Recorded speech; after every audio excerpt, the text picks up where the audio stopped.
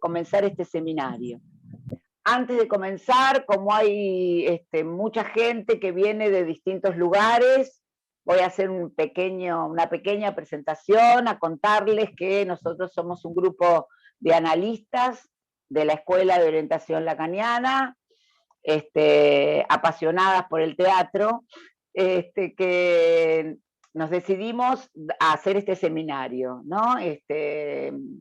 Las tres responsables del seminario son Claudia Zampaglione, Laura Baumarder y quien les habla, Sandra Petracci. Y contamos con un equipazo de colaboradoras que ya las van a ir conociendo también en la participación del seminario y en cada clase, digamos, ¿no? Ellas son Karina Benussi, Gabriela Peralta, Rosana Mangui, Andrea Díaz, Kateri Tato y Chinquemane Florencia. Bueno, un poco para que nos vayan conociendo y nos vayan ubicando. Bueno, como saben, o si no saben, les cuento que este seminario, digamos, es el producto de una investigación que venimos realizando hace algunos años en el IAE, en el Instituto de Artes del Espectáculo, doctor Castañino, de la Facultad de Filosofía y Letras de la UBA. Hoy, como verán, como se enteraron y publicitamos, contamos con la gratísima presencia de su director, Jorge Dubati, que participará en nuestra conversación. Además, también nos acompaña la querida Liliana López, psicoanalista, que es la coordinadora del área de artes del espectáculo y psicoanálisis, la coordinadora de arte del espectáculo y psicoanálisis. Además de ser jurado de Teatro del Mundo, que nos asesora en nuestra investigación y en cada una de las cosas que se nos ocurren hacer. Así que contaremos también con su intervención en una de nuestras clases y sus valiosísimos aportes el 28/6. Bueno, en esta oportunidad nos propusimos trabajar la cuestión de la presencia del cuerpo en el teatro y en el psicoanálisis, especialmente a partir del impacto que provocó en cada uno de nosotros la pandemia que estamos atravesando. La apuesta del seminario consiste no en ejercer un psicoanálisis aplicado, es decir, leer las obras de teatro desde una escucha psicoanalítica, sino todo lo contrario, nos proponemos investigar lo que el teatro tiene para enseñarnos a los psicoanalistas. Para esto tomaremos algunas referencias de Freud y de Lacan, en donde se sirven del teatro para poder hablar del cuerpo y sus resonancias, siguiendo su enseñanza cuando nos dice que el arte siempre nos lleva la delantera. En definitiva, hacer dialogar al teatro con el psicoanálisis para interrogar la cuestión del cuerpo, su presencia, el cuerpo del analista y el del analizante, el cuerpo del actor y el del espectador, situar sus puntos de encuentro y sus diferencias.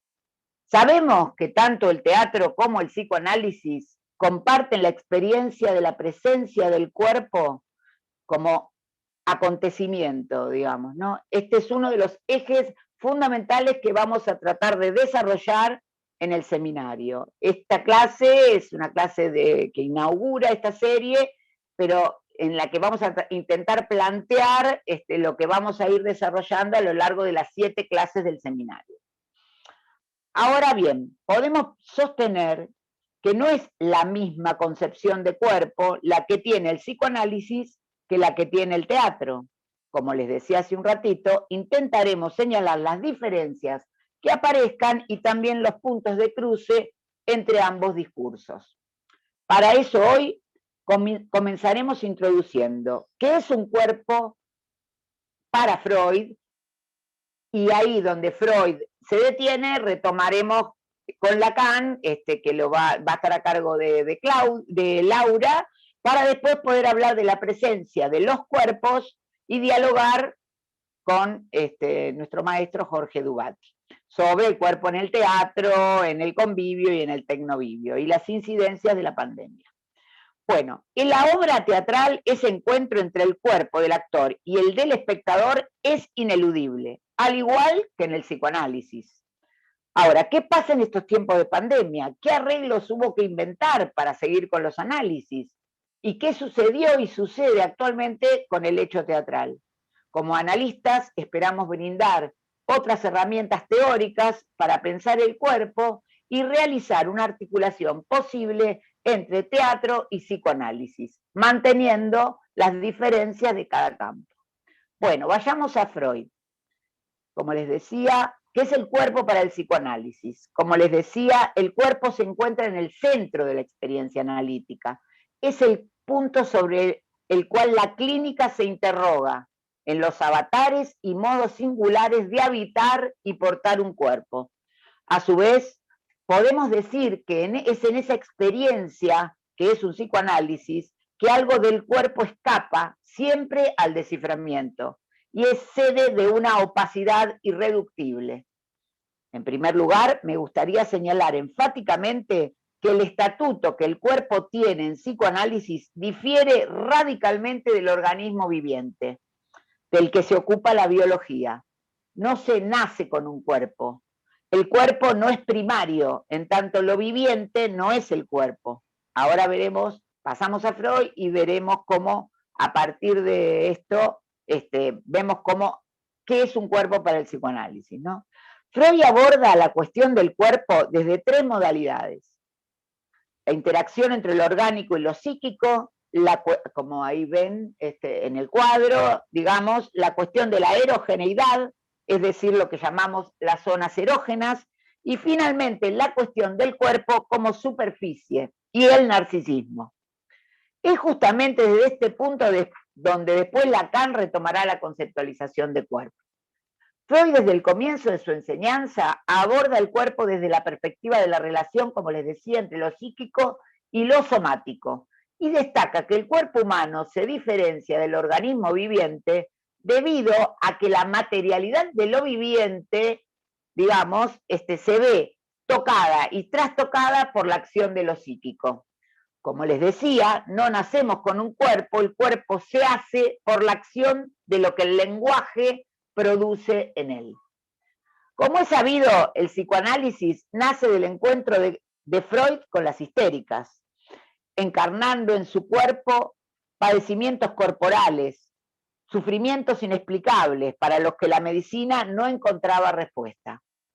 Así vemos como el cuerpo aparece como protagonista de entrada en el psicoanálisis. De ese encuentro con las histéricas, Freud descubre la existencia del inconsciente.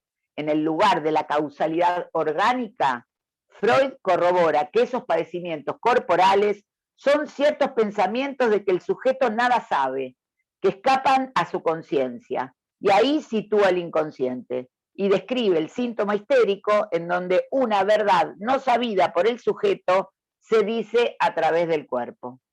Por otra parte, más adelante en su investigación, Freud descubrirá que el cuerpo histérico no es solamente un cuerpo que habla, es también un cuerpo que es la sede de una extraña satisfacción, una satisfacción pulsional que se localiza en ciertas zonas del cuerpo, las zonas erógenas, y que aparece también a nivel del síntoma.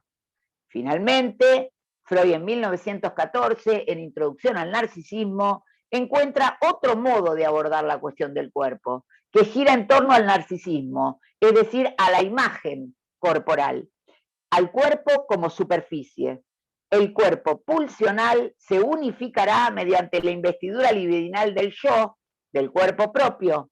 Y aquí Freud entonces se ve llevado a postular que el sujeto sintetiza en una unidad las pulsiones parciales autoeróticas, ganando así su primer objeto de amor, que sería el sí mismo, el cuerpo propio.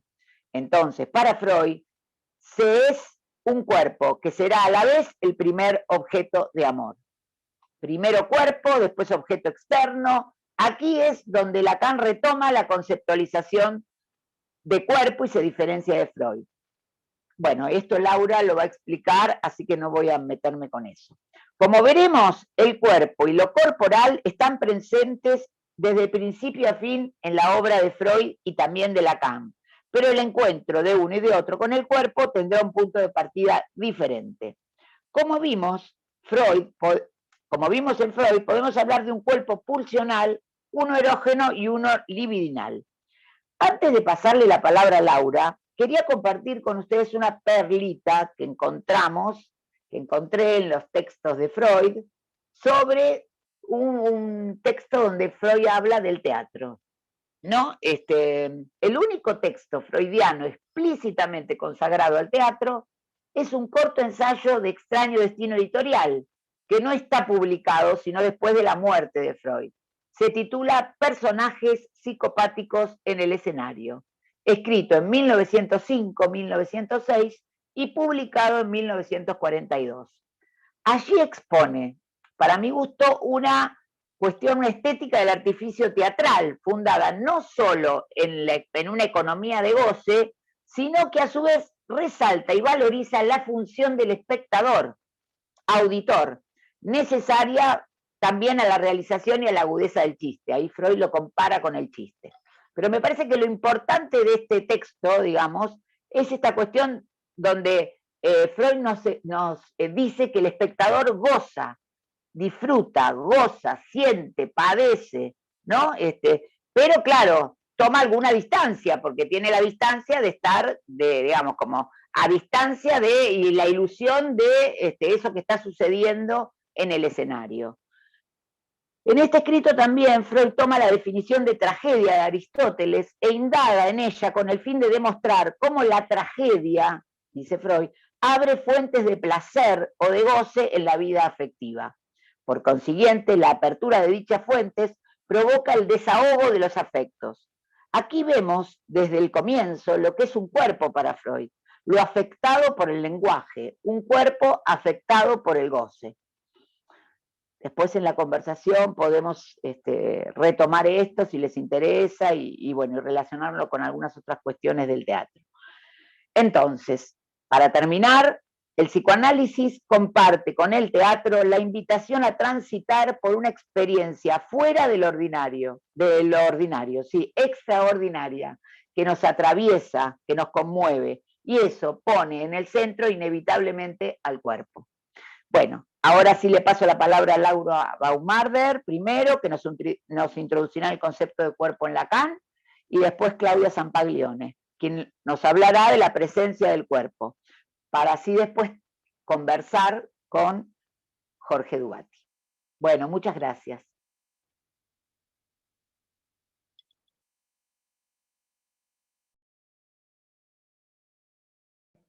Ahí estaba agradeciendo muteada, así que no iba a llegar a ningún lado.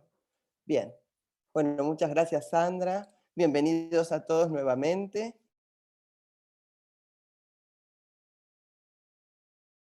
Yo voy a tomar... es la vía más psicoanalítica para pensar la relación al cuerpo. En primer lugar, el psicoanálisis comparte con el teatro la centralidad de la presencia del cuerpo como acontecimiento y la incidencia de la palabra en el cuerpo del analizante y en sus síntomas. Trataremos de analizar el lugar del cuerpo en el psicoanálisis y en el teatro, tomando numerosas citas de dramaturgos y sus obras. Esto va a ser en todas las clases que vamos a ir trabajando. Vamos a tomar a Beckett, a Wedekind, a Apollinaire, Grotowski, Artaud, Castellucci y algunos otros. Bien. Como nos decía Sandra, el psicoanálisis freudiano situaba ya al cuerpo como el elemento nuclear de la identidad del sujeto. Si bien el inconsciente es pensado en Freud como una parte de la psique situada en la constelación inconsciente, preconsciente y consciente, la introducción de la segunda tópica, yo, ello y superyo, deja paso a un inconsciente que opera desde el ello y que es pensado por Freud como pulsión. Pero es Lacan quien plantea que el inconsciente del sujeto se trata de sucesos que tienen lugar en su cuerpo. Desde el psicoanálisis podemos decir que el cuerpo se hace, no se nace con un cuerpo. Es algo que se construye y es por eso que el cuerpo es una realidad, no es primario, es secundario, en que me perdí, es secundario al lenguaje, es una construcción, ya que lo viviente no es el cuerpo. Lacan lo ha desarrollado ampliamente. Ya en los llamados sus antecedentes, tenemos una primera escansión, que es la del estadio del espejo. Es a partir de la imagen que Lacan aborda el problema del cuerpo. Considera que para ser un cuerpo se precisa un organismo vivo más una imagen. Es decir, atribuyendo a la unidad de la imagen el sentimiento de unidad del cuerpo. El infante gana una vivencia de su cuerpo como algo unitario a partir de la percepción de la unidad que muestra la imagen de su propio cuerpo en un espejo. La imagen le permite así constituir su propia identidad, que antes no existía, demostrando que hay una falla estructural entre el organismo y el cuerpo. Durante esta primera época, el cuerpo será para el psicoanálisis de Lacan, ante todo, una imagen unitaria, no en el sentido de mera representación, sino pensada como principio ordenador y estructurante. Lacan plantea además un registro simbólico, que es el registro al que pertenece todo aquello capaz de tener efectos de significación. Los símbolos envuelven la vida del hombre con una red, incluso antes de que venga al mundo y más allá de su muerte. El significante será quien introduzca el discurso en el organismo, constituyendo el cuerpo. Lacan tomará la frase de Freud, la anatomía es el destino, ubicando que la anatomía debe ser pensada como una operación del lenguaje sobre el cuerpo, a consecuencia de la cual éste es organizado en unos objetos que ya no coinciden con lo orgánico y que Lacan llamará objetos causa de deseo u objetos pequeños A. Después podemos conversar sobre esto. La relación de un sujeto con su cuerpo es para el psicoanálisis una relación con estos objetos. Frente al cuerpo simbólico, que era un cuerpo desierto de goce, Lacan relaciona ahora goce y significante e intenta explicar cómo es posible recuperar algo de ese goce del organismo que el lenguaje deja de lado. La palabra sobre el cuerpo provoca una mortificación y una pérdida de goce. Este se recupera con lo que llamamos objetos A, que se recortan en las zonas erógenas del cuerpo. Para Freud, estos objetos eran dos, el objeto oral y el objeto anal. A estos objetos Lacan les agrega dos más, que están relacionados con la voz, el objeto invocante, y la mirada, que es el objeto escópico. Entonces, si bien es imposible obtener el goce de manera total, sí podemos acceder, pero de manera fragmentaria, como objeto de una pulsión que da vueltas en torno a él. El sujeto entonces tiene algún acceso. El cuerpo simbólico, el cuerpo situado en el campo del lenguaje, el cuerpo del otro, está agujereado en ciertas partes por los objetos A, que sin dejar de ser elementos simbólicos, son además objetos causa de goce. Y es tan solo gracias a los objetos A como se puede tener alguna experiencia del cuerpo.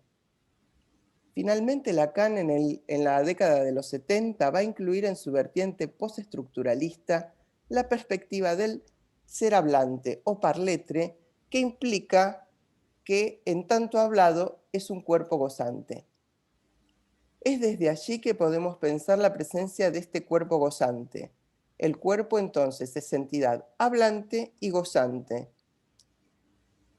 Hablada y gozada por la lengua del campo del otro. La noción de ser hablante se refiere al cuerpo.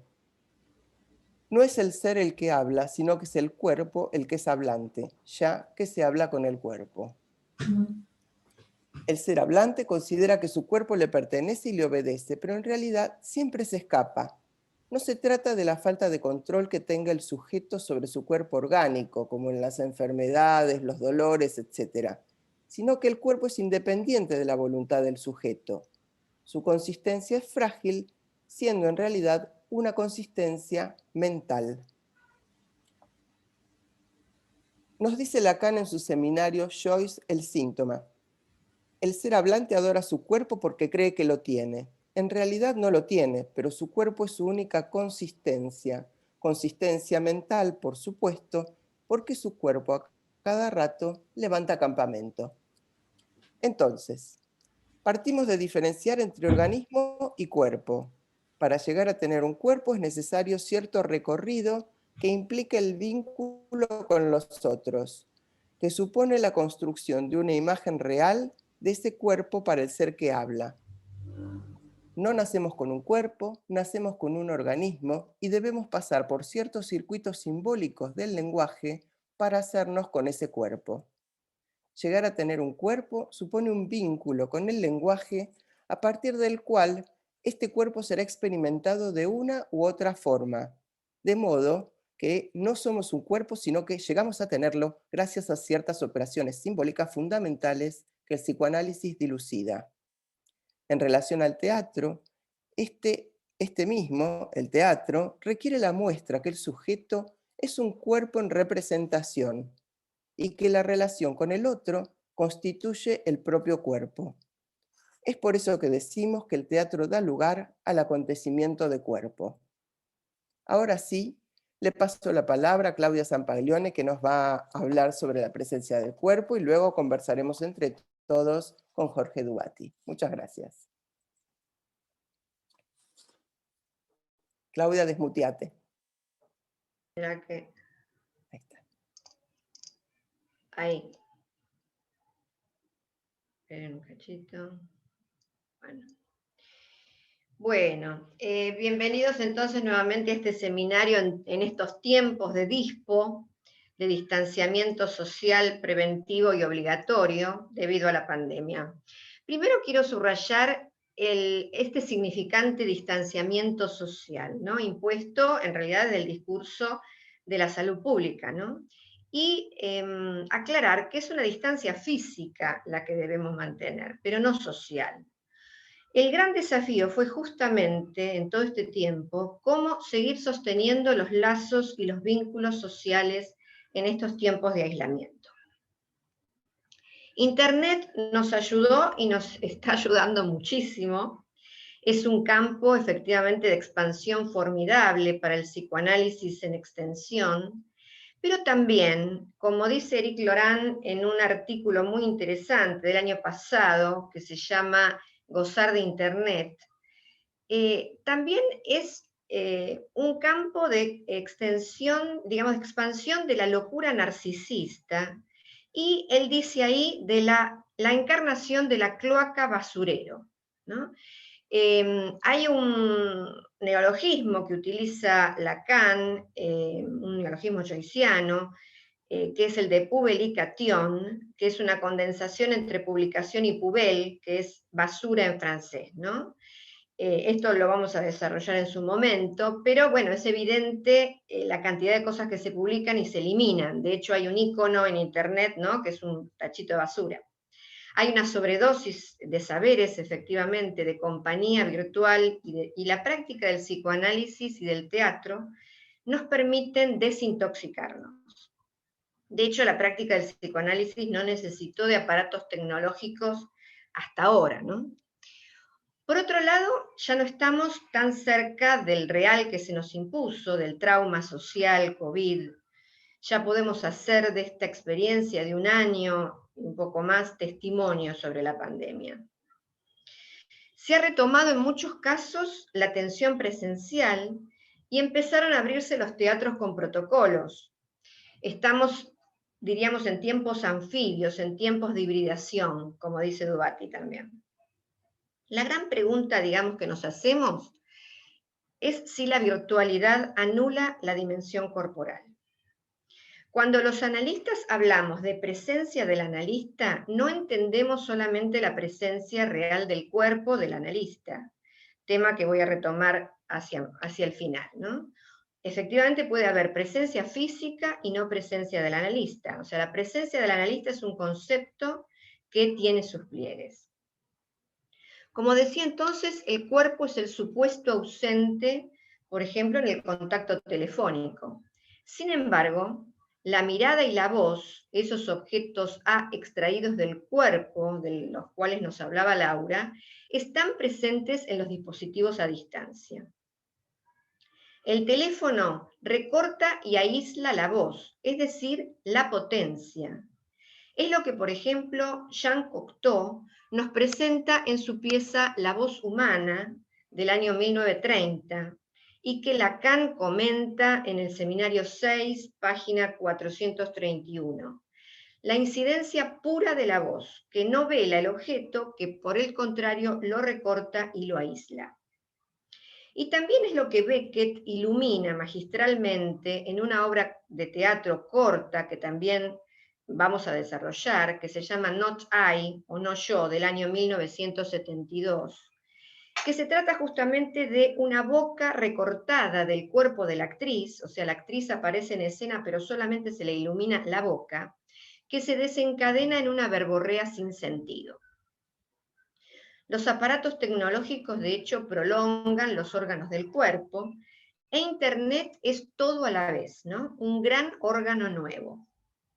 Ahora bien, aún en la virtualidad hay efectos en el cuerpo. La risa, por ejemplo, es un eco en el cuerpo de que hay dichos que lo afectan. Por supuesto que no es lo mismo que la presencia real de los cuerpos, pero ¿por qué debería ser lo mismo, no?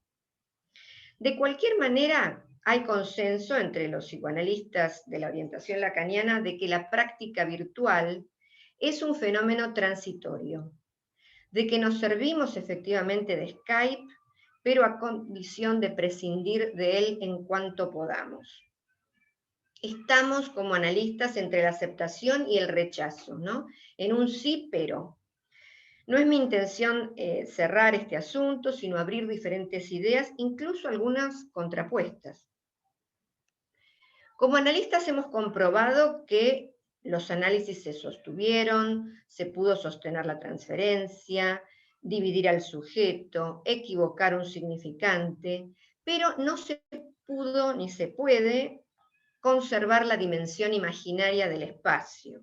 Se trata, efectivamente, en la pantalla de un imaginario sin volumen, sin espesor, un imaginario plano. También la práctica virtual aparece muchas veces como una forma degradada del análisis. Y fue nuestro esfuerzo durante todo este tiempo devolverles a las sesiones a distancia la dignidad de los principios del psicoanálisis. Fue un tiempo de invenciones y también la sensación de que algo no encaja en la atención virtual. También tuvimos que pensar en qué casos fue posibilitador y en cuáles obstáculo. Distinguir también entre un análisis que comienza, otro que continúa, otro que finaliza. Argumentos hay diversos, pero hubo que tomar decisiones subordinando la tecnología a la ética.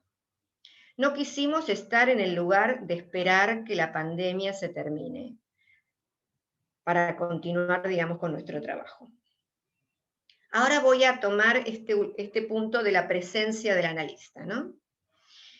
En primer lugar, digamos, para Lacan la presencia del analista es un concepto que desarrolla en el seminario 11 y que tiene relación con la manifestación del inconsciente, y en especial en el momento de cierre.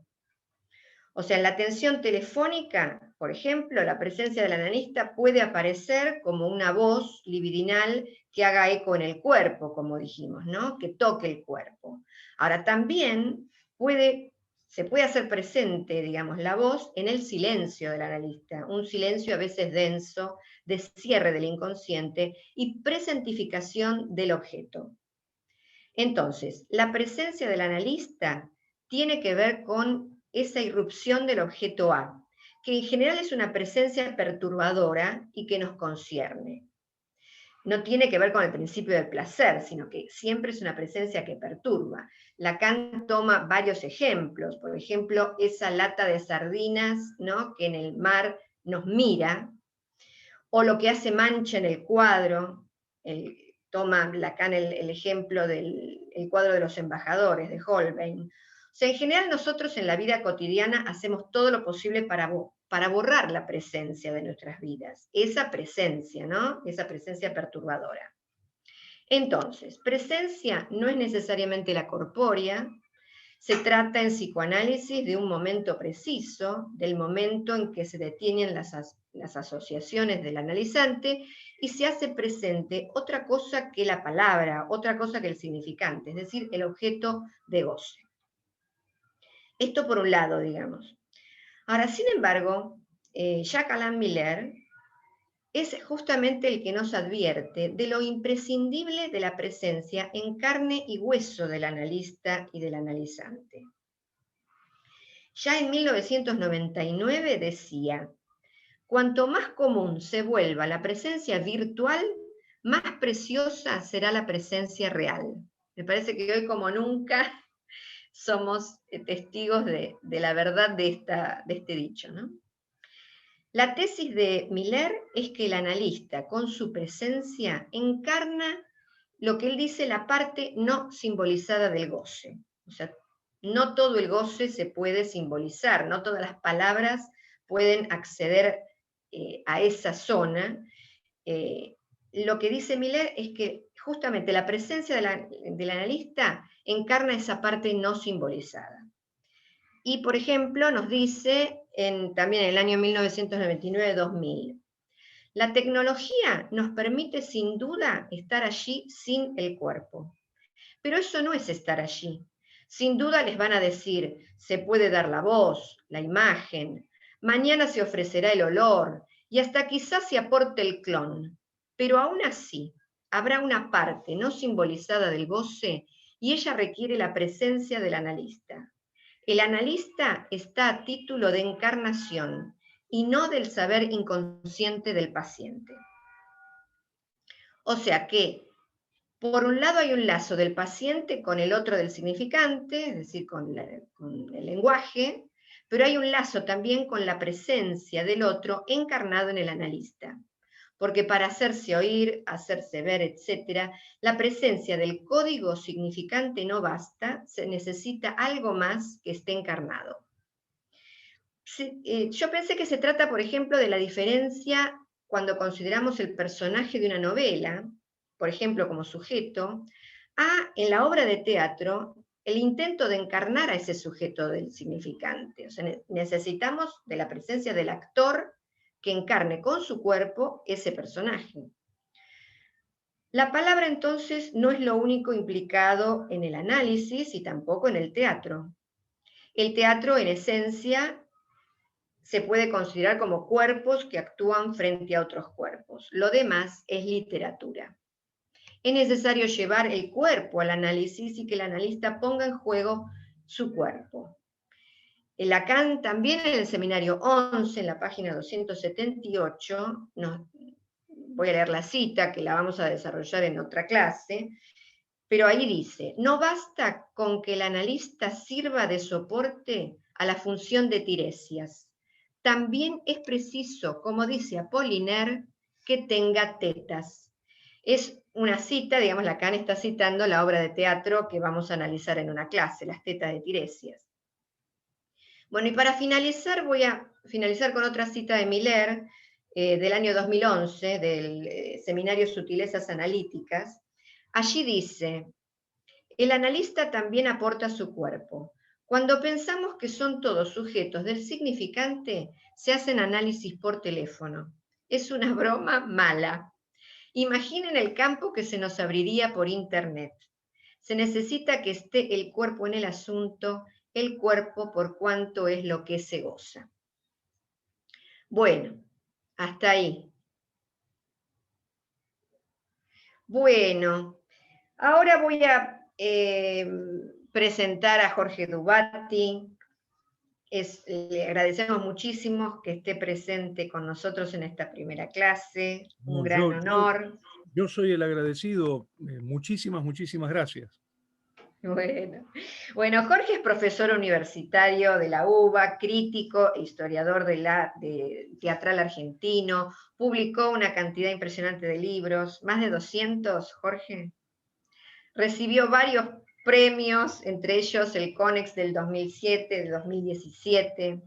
Es director del IAGE, como dijo Sandra, y se especializó en el trabajo con espectadores teatrales, ¿no? Fundó la Escuela de Espectadores en el Centro Cultural de la Cooperación allá en el 2001, que hoy sigue vía virtual, y contribuyó a la fundación de más de 50 réplicas en el mundo. ¿Es así? Sí, sí, sí, ya son 57 las escuelas, sí. Bueno, genial. Bueno, Jorge, te damos la bienvenida, nos encantaría, bueno, escucharte, si querés comentar algo o alguna resonancia de lo que estuviste escuchando. ¿Qué nos podés decir, digamos, del teatro en estos tiempos de aislamiento, digamos, social, el tema del cuerpo? Bueno, empezá vos y cualquier cosa vamos Dale, echando con dale, preguntas. dale. A mí lo primero que me gustaría es hacer una limitación epistemológica, ¿no? Porque yo no puedo hablar de psicoanálisis, puedo sí hablarles de teatro. Entonces, en principio, lo que yo les propongo es que ustedes hagan los puentes, las conexiones, digamos, una suerte de epistemología comparada, ¿no? Eso en primer lugar. En segundo lugar, me gustaría, si podemos hablar de una disciplina específicamente que yo trabajo que se llama filosofía del teatro. ¿Por qué digo esto? Porque hay muchas aproximaciones científicas diferentes al teatro. Una cosa es la semiótica, otra cosa es la antropología, otra cosa es la sociología, otra cosa es la filosofía del teatro. Entonces, es muy importante esta distinción porque según el fundamento epistemológico en el que nos ubiquemos, va a cambiar absolutamente nuestra concepción de los fenómenos. Digamos, para la semiótica, el teatro es lenguaje. En cambio, para la filosofía del teatro, el teatro es un acontecimiento mucho más amplio que el lenguaje, ¿no? Fíjense que ya, si partimos de esa distinción, estamos realmente construyendo estructuras de pensamiento diferentes, ¿no?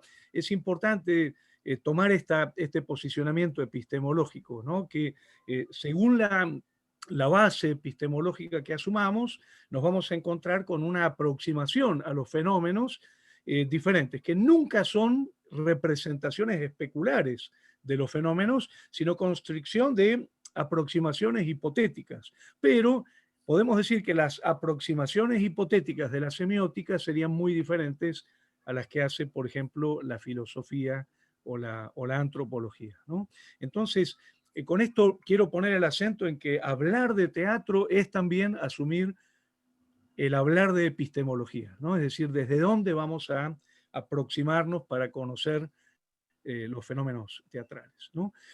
Por otro lado, y esta es mi última, con esto paro con la epistemología, pero es fundamental decir esto, una cosa va a ser una aproximación teórica al teatro y otra una aproximación histórica, ¿no? Podemos decir que, digamos, si nosotros, a ver, yo dicto la materia Historia del Teatro Universal en la Facultad de Filosofía y Letras y tengo que asumir una pregunta fundamental en epistemología y es si la palabra teatro sirve para hablar de procesos que son milenarios, ¿no? Es decir, la palabra teatro sirve tanto para hablar, por ejemplo, de la tragedia griega clásica, del teatro de Boulevard burgués, ¿no? Es decir, nosotros en principio diríamos que hay una concepción histórica del teatro. En el siglo V antes de Cristo no se lo pensaba en Grecia como se lo piensa en la posmodernidad de finales del siglo XX. Esa sería una concepción histórica. Pero luego tendríamos también la posibilidad de elaborar insumos teóricos que nos permitirían pensar que el teatro, a través de los siglos, es uno de los tesoros culturales más grandes de la humanidad y puede ser pensado desde ciertos elementos constantes, ¿no? Es decir, aproximación histórica y aproximación teórica, ¿no? Es muy importante decir esto porque nosotros estamos todo el tiempo lidiando con tres grandes relatos, por decirlo así, ¿no? Uno sería el relato de la autoadscripción. Supongamos que está con nosotros Ana María Picchio, ¿no? La actriz. Entonces yo le pregunto, ¿vos hacés teatro? Y ella me cuenta lo que ella cree que hace, ¿no? En el sentido de lo que los antropólogos llaman la autoadscripción, ¿no? El problema de las autoadscripciones es que son metamorfosis pura. Es decir, por ahí yo la entrevisto a Ana María Picchio dentro de un mes y me dice otra cosa. Y está en todo su derecho, ¿no? Es decir, las autoadscripciones serían la construcción, digamos, de aproximaciones hipotéticas sometidas a una metamorfosis permanente, ¿no? Luego estarían los conceptos históricos, lo que llamamos conceptos de época. Por ejemplo, en la Edad Media, la palabra teatro no era usada en el sentido en que nosotros la usamos hoy. Piensen que se usaban otras palabras, la palabra escena, la palabra juegos, etc. Esto no quiere decir que no se hiciera teatro en la Edad Media. Es decir, no estamos condicionados a pensar que haya teatro en una época porque se use la palabra teatro o no se la use, o porque haya autoadscripción de los artistas diciendo, sí, hacemos teatro, no hacemos teatro. Entonces ahí aparece la singularidad de la teoría, ¿no? Y en ese sentido, yo creo que es muy importante algunos hitos de la nueva teoría para aproximarnos al teatro.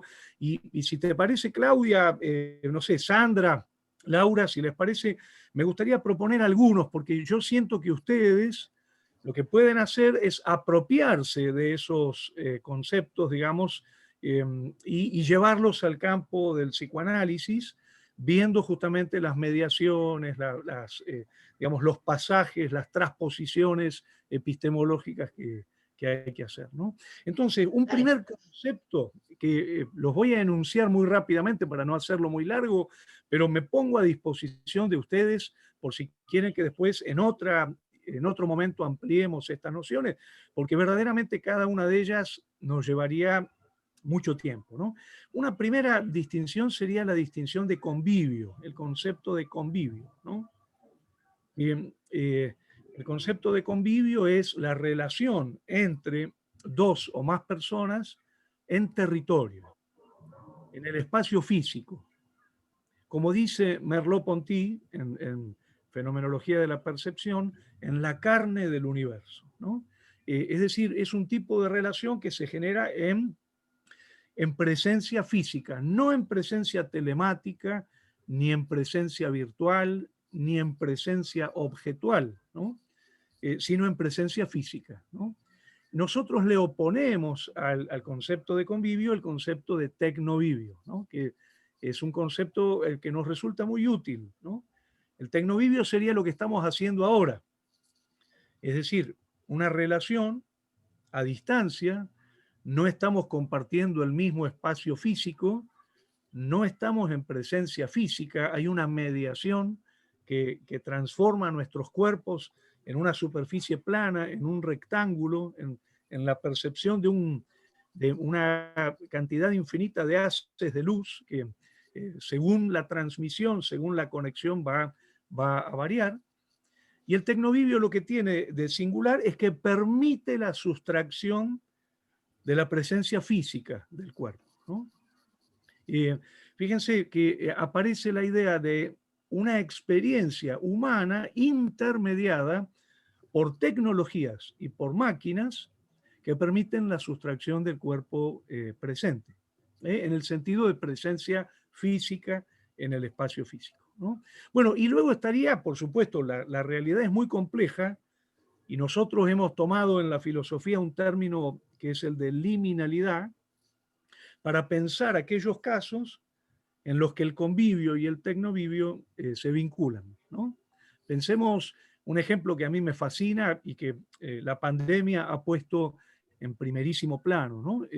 Por ejemplo, supongamos yo voy a la cancha a ver un partido donde juega Messi, ¿no? Yo estoy sentado en la platea con la hinchada, entra Messi a la cancha, yo puedo decir que estoy en convivio con Messi, porque estamos, digamos, habitando el mismo territorio, el mismo espacio físico en presencia física.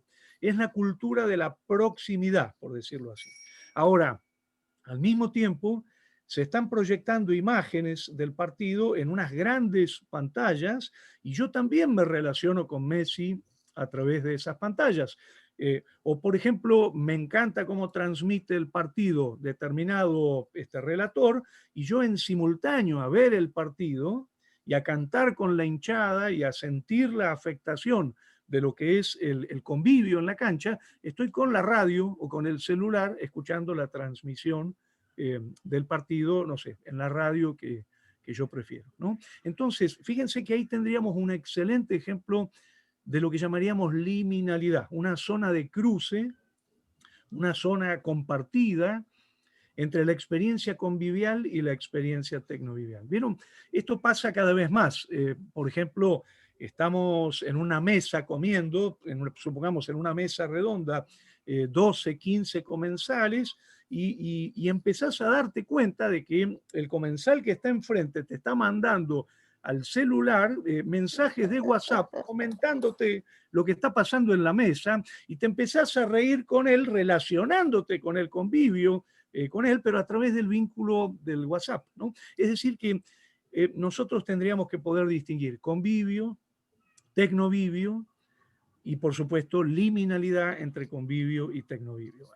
Para que ustedes me entiendan, este tema ya nos llevaría, por lo menos, de verdad, más de una hora, porque piensen que el convivio tiene una historia muy diferente a la historia del tecnovivio en la humanidad.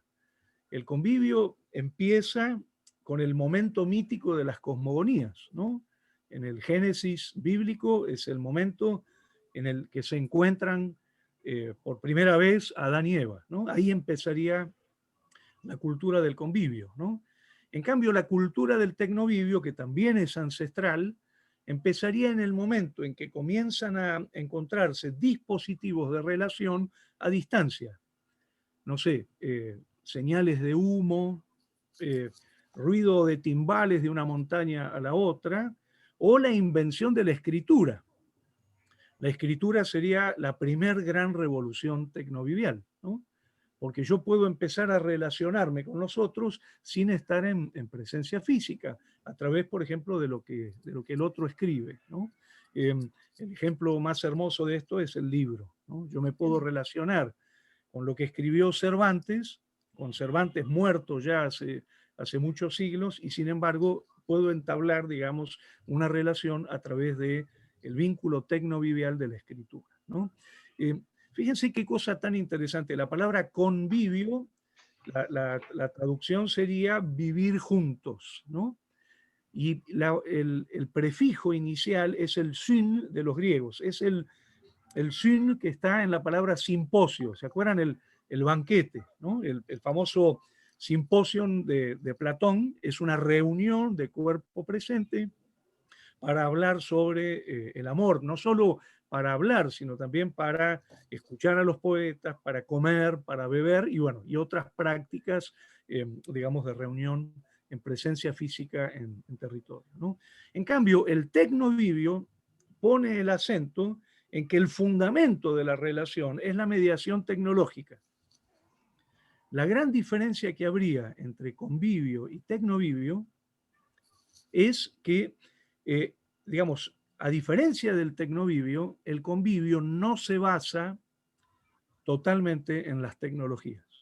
A ver, tenemos tecnologías del convivio, pero hay un núcleo del convivio que es tal vez lo más maravilloso que tiene el convivio, que es una zona de una enorme potencia en nuestras existencias. Merleau-Ponty diría, porque somos parte de la carne del mundo, ¿no? Porque estamos hechos de cuerpo, ¿no? Y es esa zona que es absolutamente inaprehensible, inapresable, digamos, por las estructuras del lenguaje. Para que ustedes me entiendan en dos palabritas, si yo anoche fui a ver en la reapertura del Cervantes, se reabrió la sala mayor del Cervantes con una enorme emoción, imagínense, porque estuvo cerrada todo el año y es una sala que además este año cumple 100 años, ¿no? Una sala creada en 1921, ¿no? Una sala muy, muy importante para la vida cultural de la Argentina. Entonces, yo pensaba, si estuviese en casa mirando la transmisión, por ejemplo, de la obra, mi relación tecnovivial sería muy diferente a la relación convivial, porque lo que uno vive en el convivio es realmente una zona de experiencia absolutamente caótica, inapresable en términos, digamos, lingüísticos, y por otro lado, intransferible. A ver, por ejemplo, Nora, mi esposa, no pudo ir porque teníamos ella, si bien tenía una entrada asignada, no pudo ir conmigo, y cuando volví a casa, Nora me dice, ¿cómo te fue? Y yo le decía, mira, Nora, la emoción es tan grande que me despalabra.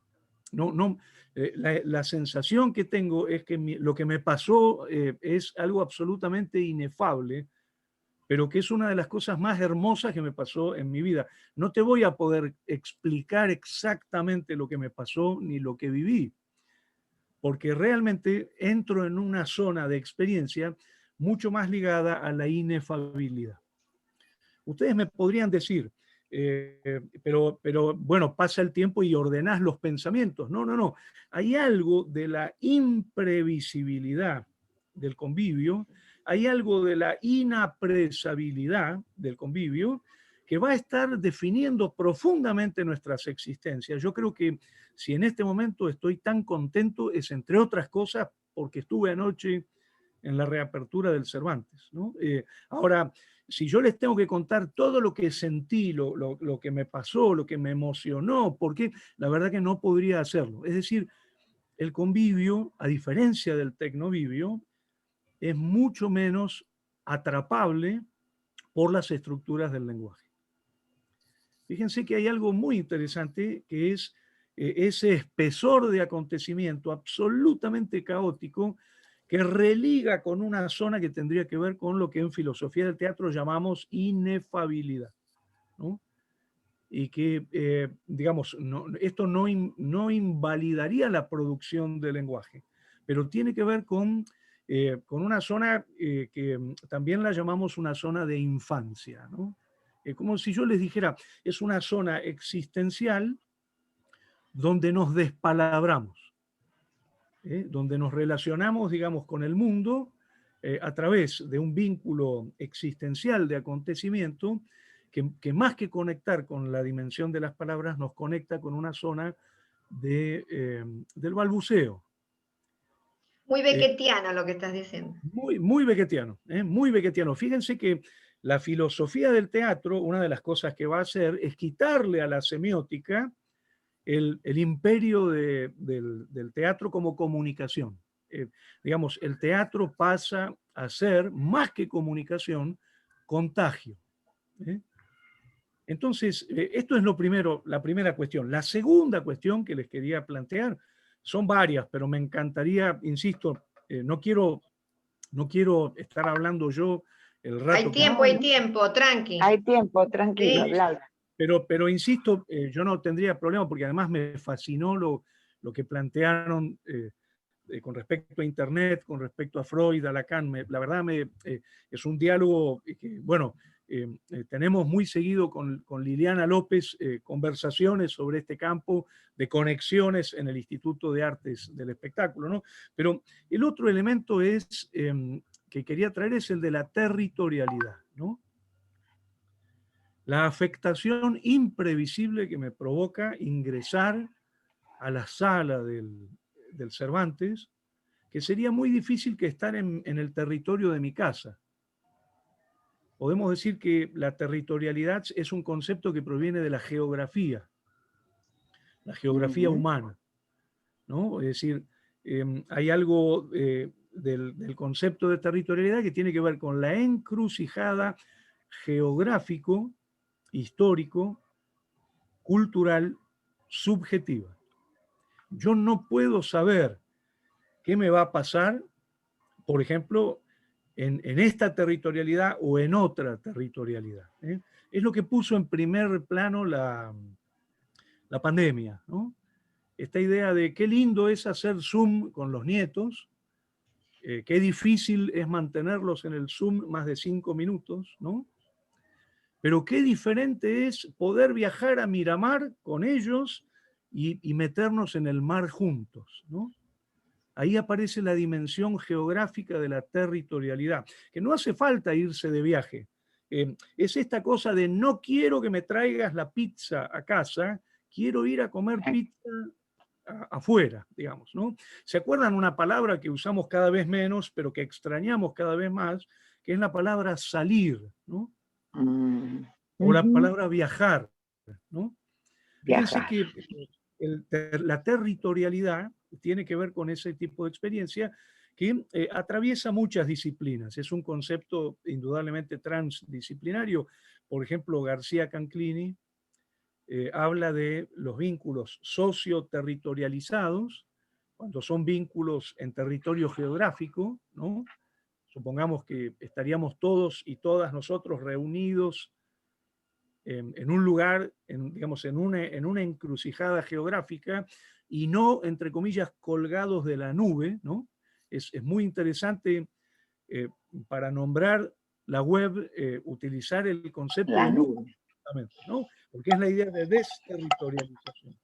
Y fíjense que el maestro Mauricio Cartún, en un texto muy hermoso, yo le puse. Ese texto es el prólogo de un libro mío que salió ahora en Gediza, que se llama Teatro y Territorialidad. Cartún compara el teatro con la jardinería. Es muy interesante la comparación, porque lo que dice es que el teatro es el humus de la cultura, dice Cartún.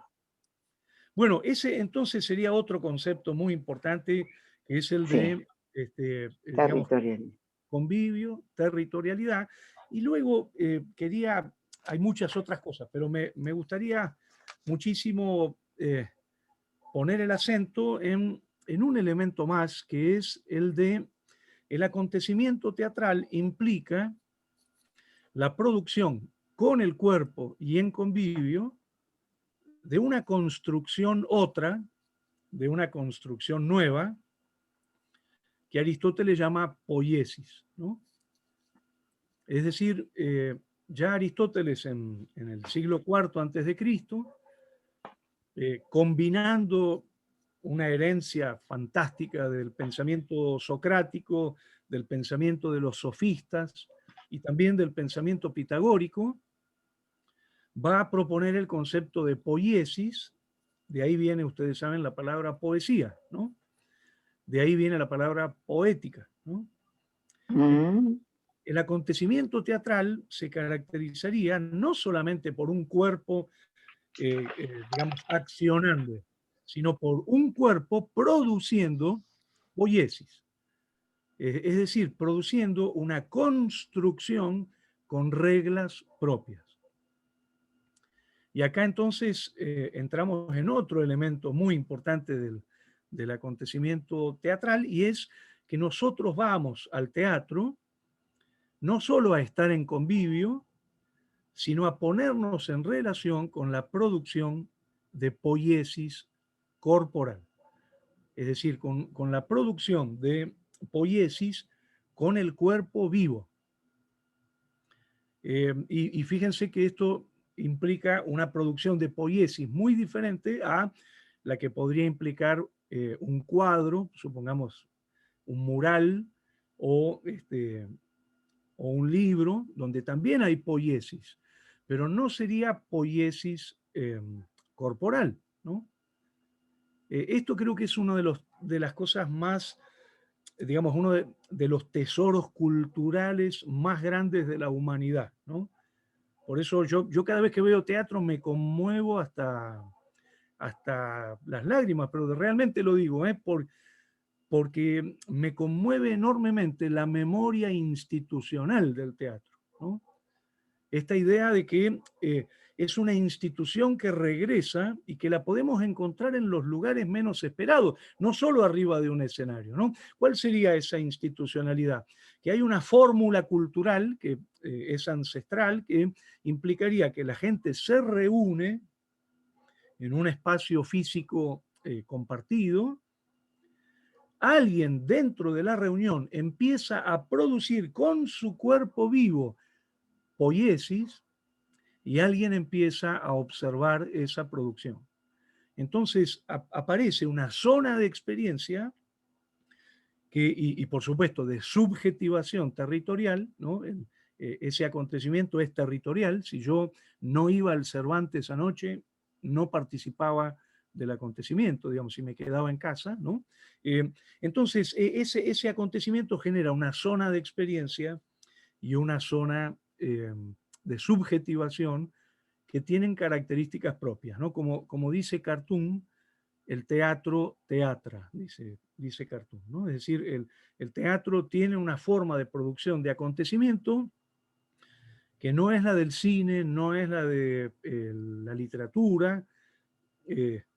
Nosotros podríamos decir que no podemos decir, por ejemplo, que el teatro youtubea o que el teatro plataformea, porque si dijéramos eso, estaríamos diciendo que todo lo que hace el teatro se concentra en el fenómeno plataforma o en el fenómeno YouTube.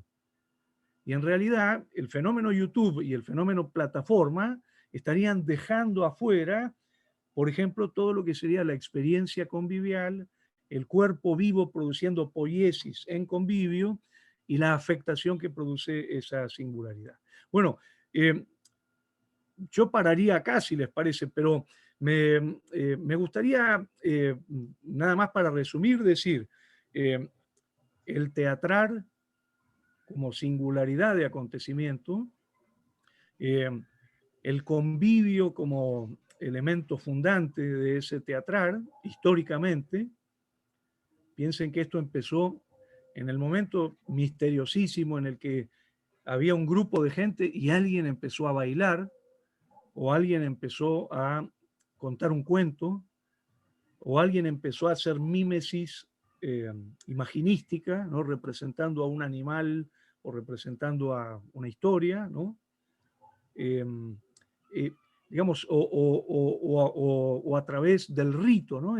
Vieron que, digamos, no podemos pensar el teatro si no es en contextos de liminalidad, el origen del teatro sino en contextos de liminalidad, ¿no? Bueno, y nada más una última cosa, porque me desespero en el sentido de que hay tanto para hablar que siento que no quiero monopolizar y al mismo tiempo necesito transmitirles algunas cuestiones, que es que el teatro siempre es poroso, porque el teatro no inventó la teatralidad.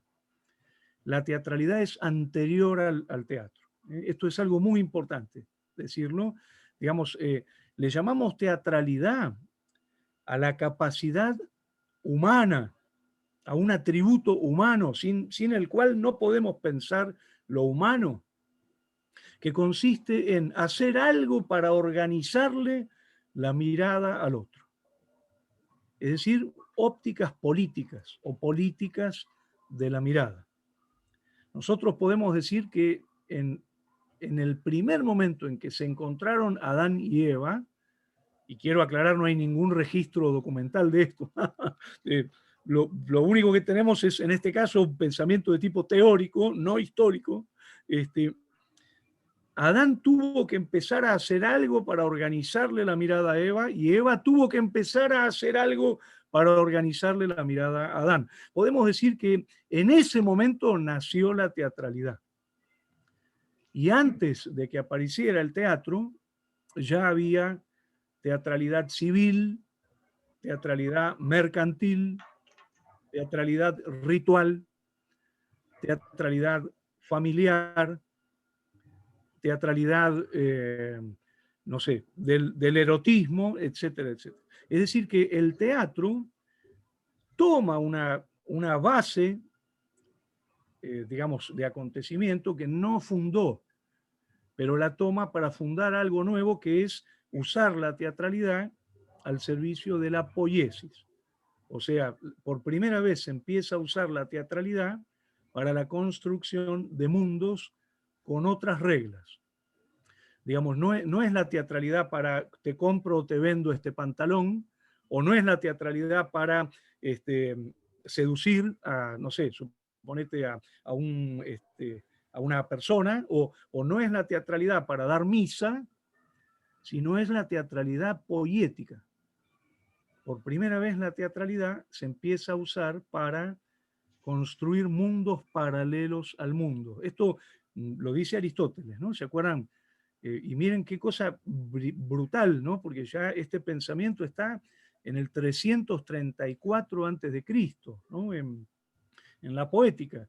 Cuando Aristóteles, capítulo 9 de la Poética, dice esta cosa que es como uno de los gritos revolucionarios en la historia del pensamiento mundial, cuando dice, la historia se relaciona con los hechos como fueron, en cambio la poiesis se relaciona con los hechos como podrían haber sido, ¿no?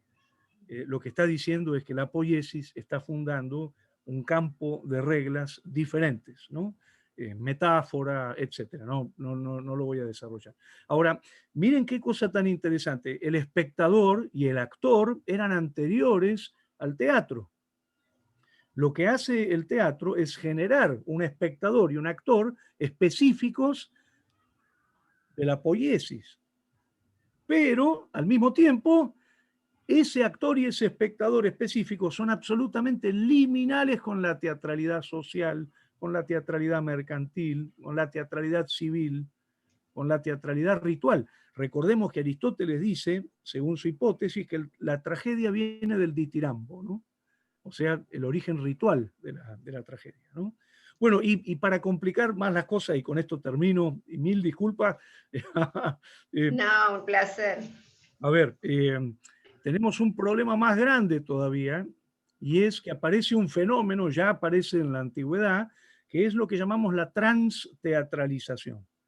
La transteatralización sería el uso de los saberes del teatro, pero no para hacer teatro, sino para controlar mejor la teatralidad social.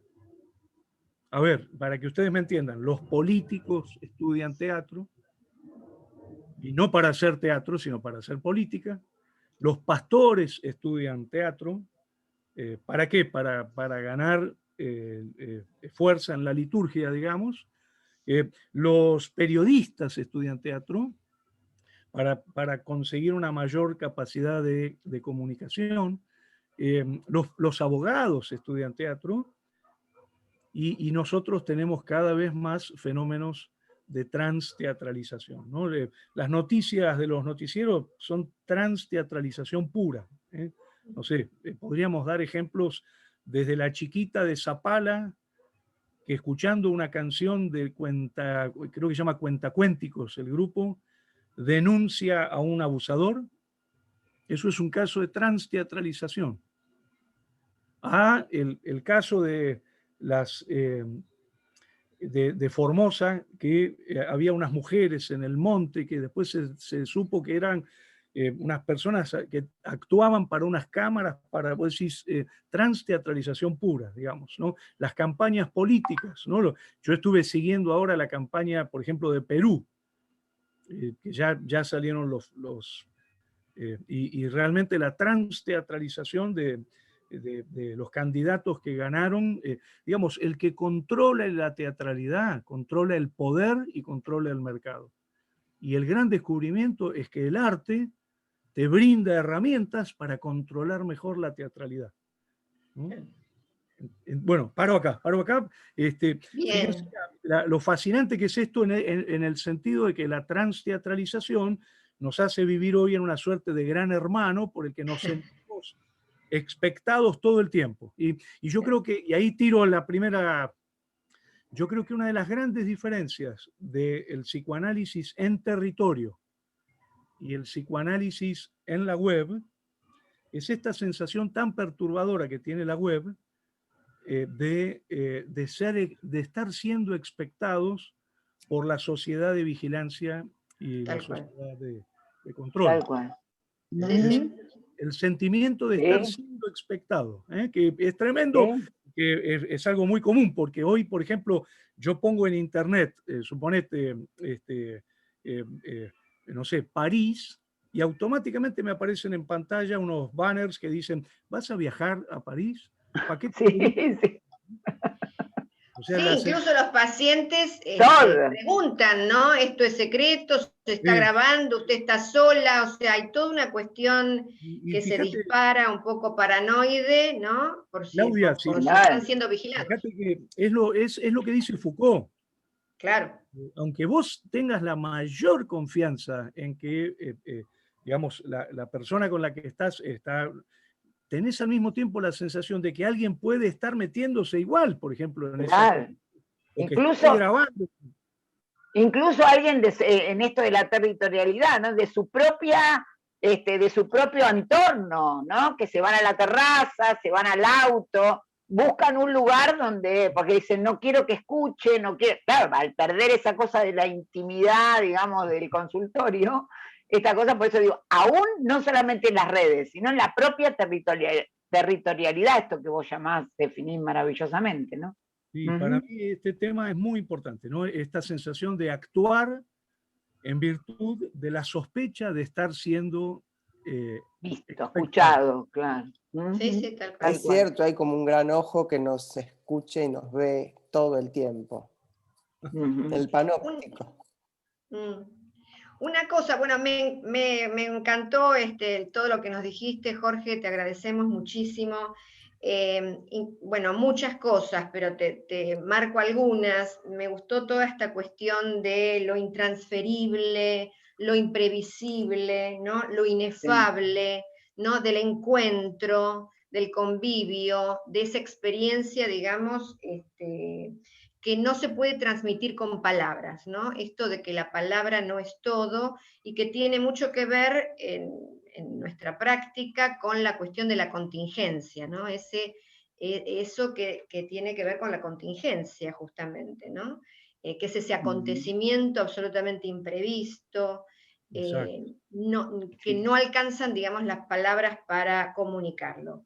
Otra cosa que me gustó y que por ahí te quería preguntar también, esto que vos decís que la experiencia teatral, más que comunicación, es contagio, ¿no? Me gustó esta cuestión del contagio y ahora con todo este tema del virus, ¿no? Y de la peste.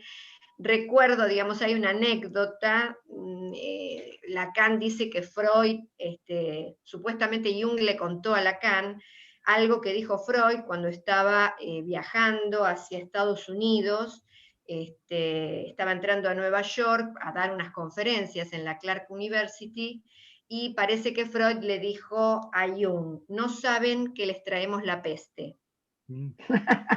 Es como es una frase mítica, ¿no? Que bueno, Lacan la toma y dice que Jung mismo le dijo, pero hay algo del contagio, del virus, de la peste, en la expansión del psicoanálisis, en esta experiencia que vos decís, que en la experiencia teatral se trata más de contagio que de comunicación. Me gustaría que, bueno, por ahí si querés ampliar algo de eso. Y bueno, y abrimos también a las preguntas del público. de la gente, del público, sí, del público que quiera participar, Liliana, o bueno, quien quiera hacerlo, y vamos sumando algunos comentarios o preguntas, ¿te parece? Dale, como ustedes digan. Lili ya levantó la mano. A disposición. Lili, desmuteate.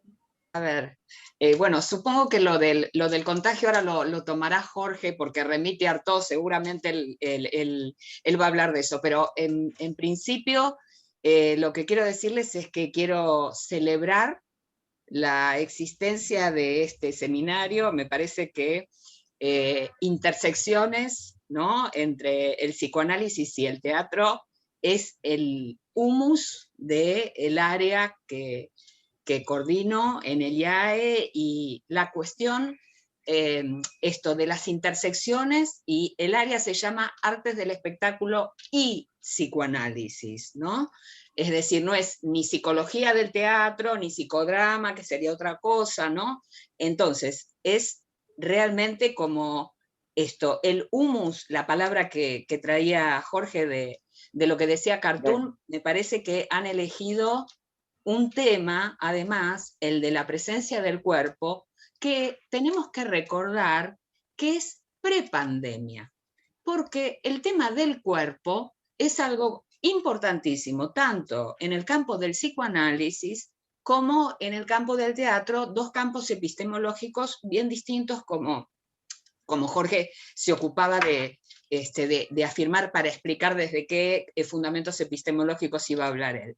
Pero sería interesante que todos supieran que este tema surgió prepandemia, en una jornada del IAE, cuando ustedes estaban presentando una serie de trabajos maravillosos, y a fines de 2019, o durante el año 2019, no a fines, durante el año 2019, Jorge dijo, hay que agarrar el tema del cuerpo, hay que tomar el tema del cuerpo, porque ya había una cantidad de cuestiones, además respecto de cuerpo y tecnología, en el teatro, que eran muy importantes, y ustedes tomaron ese guante, y entonces me parece que es muy importante el seminario en sí. Sería interesante que, por más que todos los que seguramente estamos acá conocemos el programa, por favor, antes de terminar esta primera reunión, chicas, lean el programa, ¿sí? Y lo que sí tenemos que decir es que la presencia, intersecciones entre el psicoanálisis y el teatro, la presencia del cuerpo,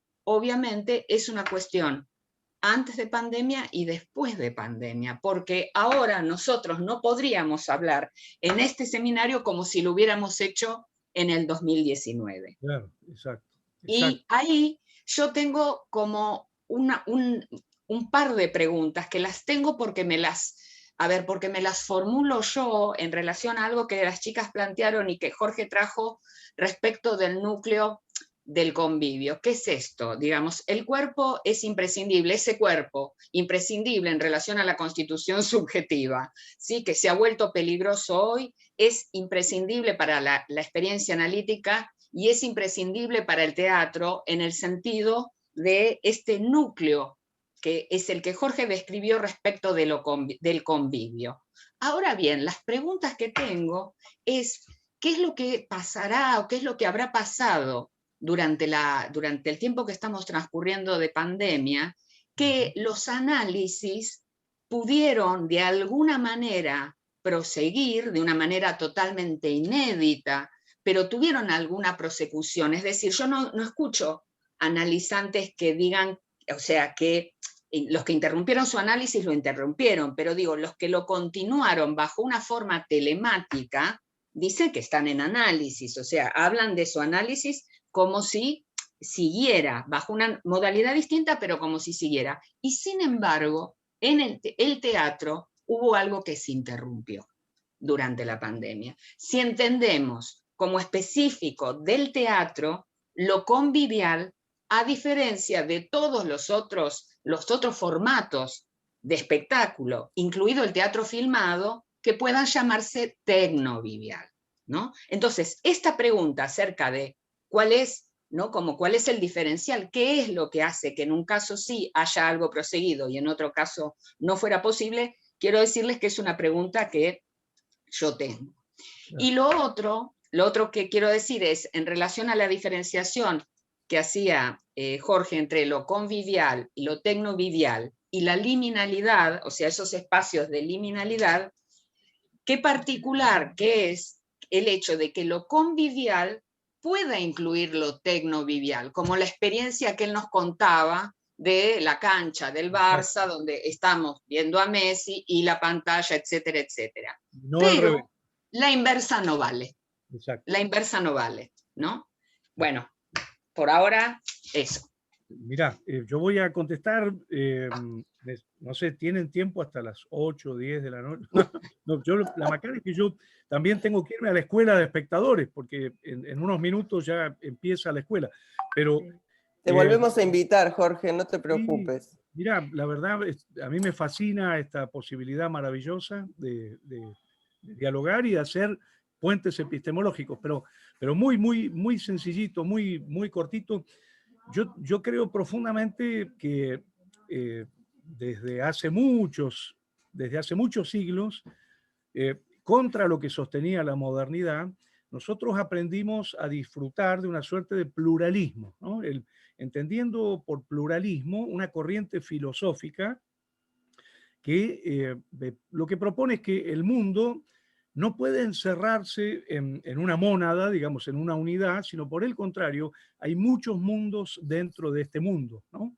Por ejemplo, si yo lo llevo esto a la escuela de espectadores, yo le tendría que poder decir a los espectadores que yo disfruto mucho de ir al Museo Nacional de Bellas Artes a ver pintura de Caballete, disfruto mucho yendo a Proa a ver artes performativas, disfruto enormemente de ir al Teatro Cervantes a ver una obra de teatro. Es decir, lo que tenemos son, dentro del campo del arte, experiencias muy diferentes, como podrían ser, en relación a lo escénico, una pieza convivial, una pieza grabada y transmitida asincrónicamente, o un streaming en sincronicidad con la presencia de los espectadores.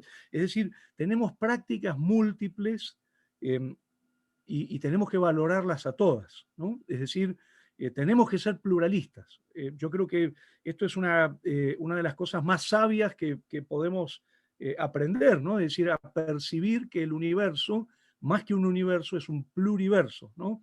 Esto ya lo dice claramente Beckett en la carta en alemán, ¿no? La carta de 1937, cuando era un nene todavía, y sin embargo él dice que descree de la existencia del universo, hagamos como el matemático loco, que cada cálculo de medición lo hace con un sistema distinto, dice, ¿no? Es decir, una cosa va a ser la experiencia del convivio, como la que yo tuve anoche.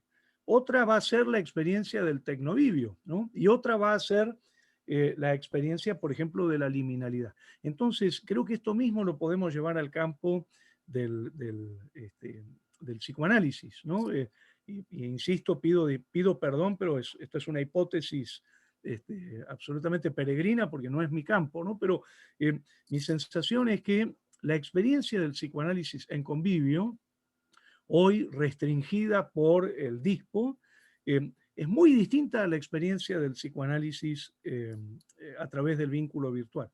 Es decir, lo que tenemos que observar es que lo que tienen en común y aquello que lo diferencia. Es lo que dice Aristóteles de manera brillante en la metafísica, en el libro 10 de la metafísica. Aristóteles dice que podemos observar la diversidad del mundo y observar género próximo y diferencia específica. Yo podría preguntarle, por ejemplo, ¿cuál es el género próximo entre las artes conviviales, las tecnoviviales y las liminales? En las tres hay actuación, en las tres hay expectación. Ahora, ¿y cuál sería la diferencia específica? Que la experiencia, las políticas, los lenguajes, digamos, las tecnologías, etcétera, son diferentes en el caso de la experiencia convivial y en el caso, por ejemplo, de la experiencia tecnovivial. Entonces, yo diría, género próximo y diferencia específica aplicados al psicoanálisis convivial y al psicoanálisis tecnovivial. ¿Qué es lo que tienen en común? Digamos, porque tienen que tener algo en común, como lo tienen el teatro en convivio y la actuación tecnovivial, por ejemplo, ¿no? Pero al mismo tiempo, el pluralismo, la sabiduría del pluralismo está no solo en encontrar lo que tienen en común, sino en valorizar y gozar fundamentalmente las diferencias.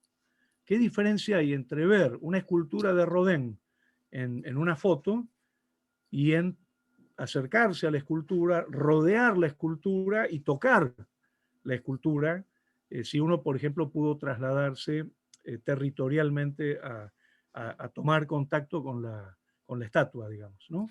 Entonces, yo te contestaría eso, Liliana, que es, digamos, género próximo y diferencia específica, ¿no? Digamos, está en ustedes decirnos qué diferencia específica encuentran, porque yo creo que debe haber muchas. Yo tiré una, así que es esto de la sospecha permanente en el panóptico de la sociedad de vigilancia y control, de más allá de la confianza con el, digamos, digamos, la persona con la que estás en relación psicoanalítica, digamos, la desconfianza en las redes, ¿no? La desconfianza en las políticas de control. Si me permiten un ejemplo que a mí me impactó. Yo terminé de entender esto. Yo estaba dando clase en Lille, en la Universidad de Lille, porque como trabajo mucho este tema de tecnovivio, y allá hay un gran centro de investigaciones tecnoviviales, que es un proyecto que se llama IMAGE, nos contrataron para hacer lo que sería una escuela de espectadores digital, pero para experiencias de tipo virtuales, ¿no? A ver, me pasé vieron los cascos de realidad virtual y ese tipo de trabajo, reflexionando la diferencia que habría entre meterse un casco e imaginar que uno está en un territorio virtual a una presencia de tipo territorial, física, digamos, aurática, ¿no? Bueno, estoy en el hotel, entro al ascensor y veo un cartelito que lo tengo por ahí, le saqué una fotografía, que dice: este hotel está equipado con cámaras de seguridad contra el narcotráfico, contra el terrorismo. Si usted quiere ver sus imágenes registradas, escriba a esta dirección al Ministerio de Seguridad del Estado francés, qué sé yo. Bueno, lo que me impactó es que yo lo primero que empecé a preguntarme es dónde están las cámaras. O sea, no te dice el cartelito dónde están las cámaras. Entonces voy a desayunar con los compañeros de trabajo y les digo: che, qué impresionante ese cartelito que puedo acceder a mis imágenes. Digo, ¿y dónde están las cámaras? Dicen, están en todas partes. Digo, no, tienen que estar en el lobby, en los pasillos, en el comedor, pero me imagino que no están en los baños ni en las habitaciones. Sí, sí, también hay en las habitaciones. Gran hermano. Pero es confidencial, me dicen. Yo digo, no, pero pará, ¿cómo es? Bueno, simplificando la cosa, yo pensé, bueno, habrá que bañarse vestido, no sé, empiezo a actuar, no sé si me explico, ante un supuesto espectador del Ministerio de Seguridad. Lo gracioso es que yo regreso acá al hotel a la noche, después de trabajar todo el día, y yo sé que es remoto que existan esas cámaras en la habitación, pero lo primero que hago es buscarlas. No sé si me explico. Empiezo a mirar el techo, a ver si hay alguna lucecita cuando apago la luz, ¿no? O la sensación de a ver detrás del espejo, si puede haber ¿no? Miren qué impresionante el panóptico, ¿no? Me parece muy importante, esto forma parte del fenómeno de la transteatralización, ¿no? Y esto tiene que ver con el contagio, profundamente, ¿no? El contagio sería, digamos, según Antonín Artaud, vi que han puesto allí, y termino con esto, sería la forma más efectiva del arte, que tiene mucho que ver con la idea de que a vos te están pasando cosas que no podés capturar en términos lingüísticos, y por lo tanto no vas a poder expresarlas, y no te estás dando cuenta de que te están pasando. A mí me suele suceder, cuanto más intenso es un acontecimiento teatral, que yo salgo más despalabrado del acontecimiento, y por ahí estoy a la semana siguiente en una situación que no tiene nada que ver, como la famosa, ¿se acuerdan la Magdalena de Proust? ¿No? Estoy, suponete, no sé, limpiando el lavadero de mi casa y aparece una imagen que yo ni siquiera recordaba haberla visto. Jorge, tenemos una pregunta en el chat que me parece que además nos permite como introducir alguna cuestión en la intersección entre el psicoanálisis y el teatro, y que además, Karina, si la querés leer, pero además me parece que nos permite como dar el pie a todo lo que va a venir después, precisamente. Buenísimo. Sí, yo quería comentarles primero, agradecerte, Jorge, un placer, enorme por compartir este momento con nosotros acá en el seminario. Pero hay una pregunta anterior que uno de los participantes, no, porque me la hizo a mí, prefiere que, digamos, tome representación, y es la siguiente. El sujeto que ejerce el arte de la teatralidad, ¿se posiciona en un lugar de poder en relación al campo del teatro? Bueno, no hay un solo sujeto, ese es el problema. Son muchos sujetos, incluso esos sujetos son desarrollados incluso por la misma persona.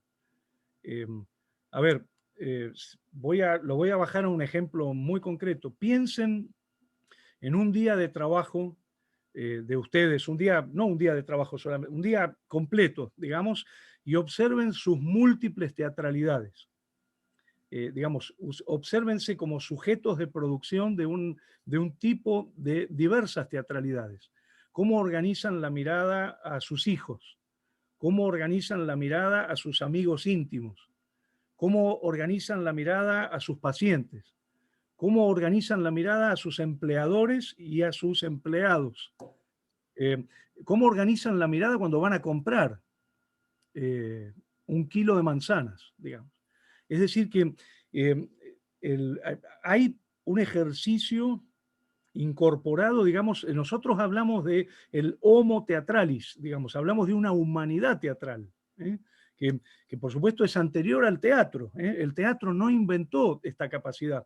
No podemos pensar lo humano sin políticas de la mirada, sin ópticas políticas, digamos. Y por lo tanto, esto está relacionado con saberes, digamos, que pueden ser conscientes o no, pero que están interiorizados en las dinámicas. A mí me fascina observar estas cuestiones, ¿no? Es decir, por ejemplo, la limpidez con la que alguien puede pelearse de un auto a otro, insultando al otro chofer, porque suponete le tiró el auto encima o hizo algún tipo de infracción.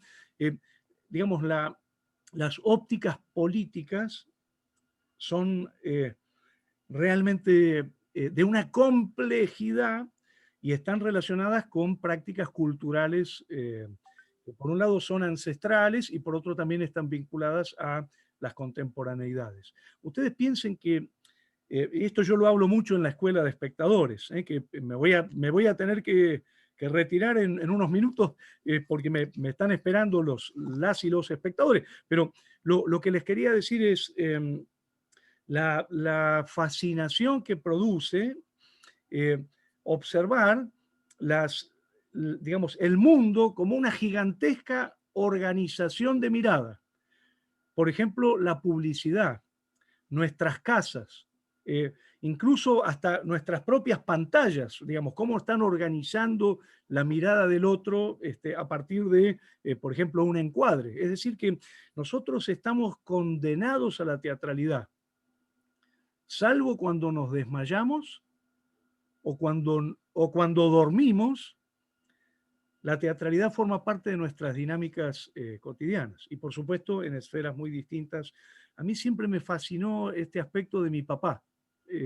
Yo me acuerdo cuando era chico, lo veía a mi papá en shortcito en el fondo de una casa. ¿Vieron estas casas de barrio? Con la pelopincho en el fondo, la pileta de lona. Bueno, mi papá tranquilo, tomando mate. Después yo lo acompañaba a mi papá a Segva, donde era ingeniero. Mi papá iba vestido de traje con el maletín y era todo, buenos días ingeniero, buenos días, buenos días. Yo decía, ¿quién es este tipo? ¿Qué hiciste con mi papá y quién sos? Sería, ¿no? Inmediatamente después, mi papá se reunía en un bar de la esquina de Segurola y Camarones, en el barrio de Floresta, que es un bar que se llama La Esponja, no sé si me explico, es un bar donde se reunía con los muchachos de la barra, ¿no? Bueno, yo me acuerdo que mi viejo se transformaba en folclore masculino, en reunión con sus amigotes del barrio, se transformaba en una especie de gorila en manada, no sé si me explico, una especie de hombre de ¿cómo se llama? Neandertal, ¿no? Bueno, fíjense que es muy interesante porque eran las teatralidades de mi papá, las ópticas políticas de mi viejo, que con nosotros en casa se relacionaba de una manera, en el trabajo organizaba la mirada de otra manera y en el bar, La Esponja, con ese nombre tan sugestivo, digamos, organizaba la mirada de otra manera. Por favor, háganlo pasar por sus propios cuerpos esto. Muchísimas gracias. Muchísimas gracias, Jorge. Muchísimas gracias. Muchísimas, buenísimo, la verdad. Buenísimo. Sí, sí. Buenísimo. Virtual, Nos diste para... pero es Desmutéense, porque vamos a cerrar aquí. Así que un gran aplauso para Jorge, la verdad, Gracias. una maravilla. Gracias, Jorge. Gracias. Una última... Gracias. Sí. Dale, Sandra.